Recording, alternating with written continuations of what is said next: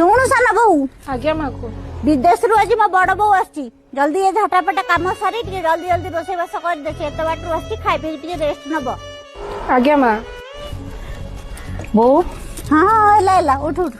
ମୁଁ କେତେ ଦିନ ହେଲାଣି ଦେଖିନେଲେ ମୋ ବଡ ବୋଉଟା ଭଲରେ ଆସୁନି ନା? ରାସ୍ତାରେ କିଛି ଅସୁବିଧା ହେଇନାହିଁ ତୋର? ନା ନା ମା, କିଛି ଅସୁବିଧା ନାହିଁ, ଭଲ ଭଲ ଆସିବ। କେତେ ଦିନ ହେଲାଣି ତତେ ଦେଖିନି। ଆଉ ମୋ ପୁଅ ମୋ ନାତି ସବୁ ଭଲ ଅଛନ୍ତି ତ? ହଁ ସମସ୍ତେ ଭଲ ଅଛନ୍ତି।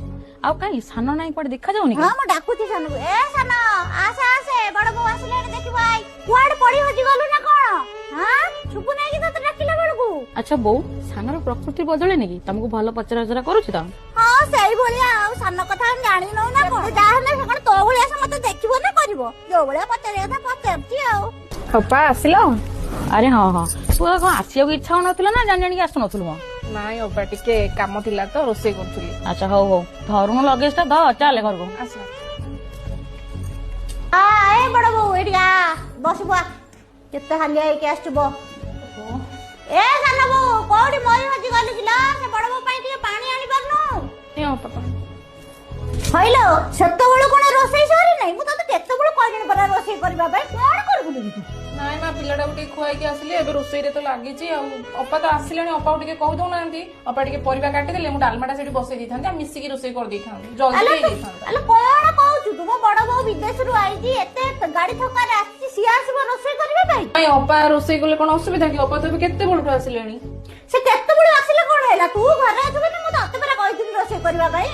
ହଉ ମା, ଠିକ ଅଛି, ମୁଁ କରିଦେବି, ଆପଣ ରାଗନ୍ତୁନି। ଜଲ୍ଦି ଜଲ୍ଦି ସାରା। ବଡ ବୋଉ ବସିଛୁ କି? ଦେଖା ବେକଟା। ବୋଉ ଏଇଟା ମୋ ପାଇଁ? ହଁ ପରା, ମୋ ରାଣୀ ପାଇଁ। ରାଣୀକି ସବୁ ଜିନିଷ ମାନିବ ବୋଲି ମୁଁ ତାରି ପାଇଁକା ତିଆରି କରି ରଖିଥିଲି। ପ୍ଲେଟ ବସନ୍ତ। ଆପଣ କେତେ ଭଲ, ଆପଣ ଯେମିତି ମତେ ଭଲ ପାଉଛନ୍ତି ନା, ଏଇଠି ଲୋକ ଦେଖିକି ତାଙ୍କୁ ଭାରି ଇର୍ଷା ହଉଥିବ। ଆଉ ହାରଟା ବି ମତେ ବଢିଆ ମାନୁଥିବ ନା? ଆଜି ପର୍ଯ୍ୟନ୍ତ ତ ମୁଁ ତମ ପାଖରେ ରହିଲି, ତମର ସବୁ ସେବା କଲି, ସବୁ କଥା ମାନିଲି, କାଇଁ ଆଜି ପର୍ଯ୍ୟନ୍ତ ତ ଆପଣ ମତେ ସୁନା ଟିକେ ବି ଦେଇନାହାନ୍ତି। ଏବେ ବଡ ବାପା ଆସିଲାକୁ ସାଙ୍ଗେ ସାଙ୍ଗେ ତାଙ୍କ ପାଇଁ ସୁନାହାର କରିକି ଦେଇଦେଲେ। ମୁଁ ତ ଶାଶୁ ନା ତୁ ମୋ ଶାଶୁ? ମୋ ମୁହଁରେ କଣ ଜବାବ ଦଉଛୁ? ନାଇଁ ମା, ମୁଁ କିଛି ଜବାବ ଦଉନି। ଆଜି ପର୍ଯ୍ୟନ୍ତ ମୁଁ ଆପଣଙ୍କୁ କିଛି କହୁନଥିଲି, କିନ୍ତୁ ଆଜି ଆପଣ ଯାହା କଲେ ସେଇଟା ଦେଖିକି ମତେ ବହୁତ କଷ୍ଟ ଲାଗିଲା। ସେଥିପାଇଁ ମୁଁ ବାଧ୍ୟ ହେଲି, ପ୍ରତିବାଦ କଲି। ଦେଖିଲେ ବୋଉ, ଆଜି ପର୍ଯ୍ୟନ୍ତ ମୁଁ ଆପଣଙ୍କର ଗୋଟିଏ ବୋଲି ବଡ ବୋଉ ଥିଲି, କେବେ ଆପଣଙ୍କୁ କୌଣସି କଥାରେ ପ୍ରତିବାଦ କରୁଛି? କିନ୍ତୁ ସାନ ତ ଏମିତି କଥାବାର୍ତ୍ତା କରୁଛି, ତା ପାଟିରେ ତମେ ବାଟୁଳି ବାଜୁନି। ହଁ ବା ବଡ ବୋଉ, ସାନ ବୋଉ ଖାଲି ମୁହଁରେ ହିଁ ଜବାବ ଦଉଛି ପରା। ହଁ ହଁ ଅପା, ତମେ କଣ ଜାଣିବ? ତମେ ତ ବିଦେଶରେ ରହିଲ, ଆସିଲ 8 ଦିନ କି 4 ଦିନ ବୁଲିକି ପଳେଇଲ। ଯିଏ ଘରେ ରହୁଛି, ଯିଏ ସବୁ ଦାୟିତ୍ୱ ନଉଛି, ସେବା କରୁଛି, ତାକୁ ଜଣା ପଡୁଛି।